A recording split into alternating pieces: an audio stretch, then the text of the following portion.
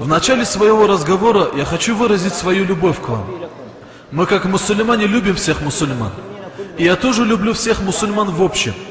Затем я люблю особенно паломников, потому что они гости Аллаха. И еще особенно я люблю паломников из Дагестана, и это из-за того, что я знаю об их любви к Аллаху, к посланнику Аллаха и потомкам пророка, саллаллаху алейхи вассалям. Когда я приблизительно 10 лет назад познакомился с некоторыми братьями-паломниками из Дагестана, которые приезжали каждый год, я был удивлен, как эти паломники из Дагестана любят посланника Аллаха и потомков пророка, саллаллаху алейхи вассалям.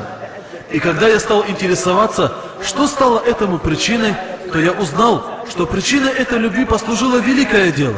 И это то, что там есть шейх, который воспитал их, обучил и вырастил их в духе любви к Аллаху, посланнику Аллаха и потомкам пророка, саллаллаху алейхи вассалям. И это шейх, кто же он? Это Саид Афанди, рахимахуллах. Саид Афанди, рахимахуллах.